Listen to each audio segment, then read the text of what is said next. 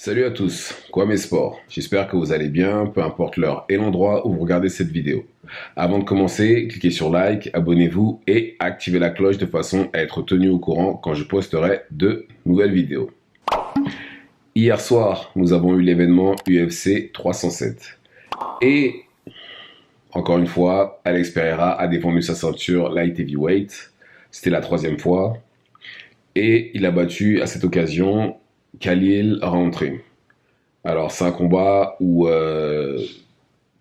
très clairement, Alex Pereira a mis fin aux rumeurs comme quoi son menton n'était pas fiable, qu'il ne savait pas s'adapter et qu'il ne bougeait pas la tête.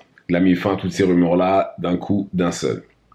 Et il a gagné le combat au quatrième round par arrêt de l'arbitre.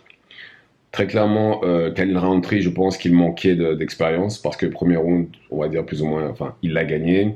Et après, et c'est quelqu'un de très explosif. Au fur et à mesure des rounds, malheureusement, malheureusement pour lui, son énergie a baissé de plus en plus.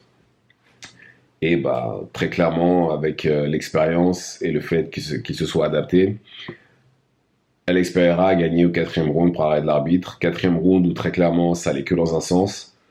Et bon, il a gagné par arrêt de l'arbitre. Et je pense que Khalil Rountree a pris en expérience, il reviendra plus fort. Très franchement, il a gagné mon respect.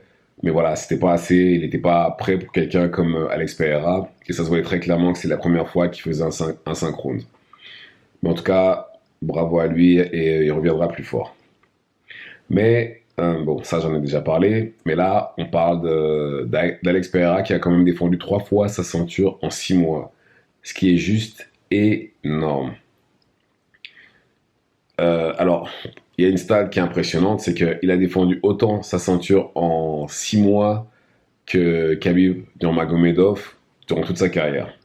Mais bon, après malheureusement, Khabib a dû arrêter parce que son père est devenu une étoile. Et malheureusement, il n'a pas eu le choix. Il a clairement dit que si son père n'était plus son entraîneur, qu'il arrêterait le sport. Là, on peut pas aller en vouloir non plus à cause de ça. Maintenant, en ce qui concerne Alex Pereira, il a quand même défendu sa ceinture contre deux champions et contre Khalil Rountree qui faisait partie du top 10.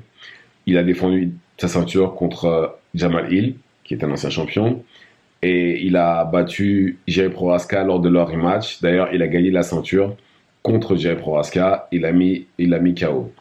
D'ailleurs, il a battu les trois par KO. Il a eu arrêt de l'arbitre dans les trois fois. Donc, très franchement, bravo à Alex Pereira. C'est très clairement une performance exceptionnelle ce qu'il a fait cette année en battant justement ces combattants-là. Maintenant, ma question est la suivante. Parce que je pense que Alex Pereira, là où il en est, il faut quand même qu'il soit vu à sa juste valeur. Et dites-moi, là, Alex Pereira, comme j'ai dit, a défendu sa ceinture 3 fois en 6 mois. Et contre deux anciens champions, plus Khalil Rountree.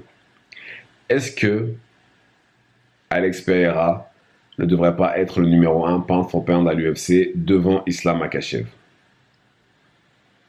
C'est juste une question. Parce que là, franchement, ce qu'il a fait, c'est juste exceptionnel. Comme j'ai dit, il a battu deux anciens champions, plus Khalil Rountree. Certes, Islam a défendu contre Poirier cette année, qui est un excellent combattant, mais il n'a jamais été champion. Et je pense que là, maintenant, le débat peut être... on peut avoir ce débat-là, à savoir s'il ne mérite pas la première place. Moi, c'est mon avis personnellement. Parce que je suis sûr que s'il y avait possibilité, il combattra encore une fois avant la fin de l'année. Mais bon, j'espère qu'il va quand même se reposer de façon à ne pas non plus se griller. Mais voilà, c'est juste énorme ce qu'il a fait. Et j'ai même du mal à croire que quelqu'un fera mieux que lui. Ouais, je pense pas que quelqu'un fera mieux que lui. Et non, c'est vraiment fou. C'est vraiment fou. Mais voilà, je pense vraiment qu'il pourrait mériter la première place. Parce que non seulement il pourrait la mériter parce il a battu, il a défendu 3 fois, mais il a quand même mis KO absolument tout le monde. C'est la première fois d'ailleurs que je le vois aller aussi loin dans un combat, parce qu'il allait au quatrième round avec Khalil Rountree.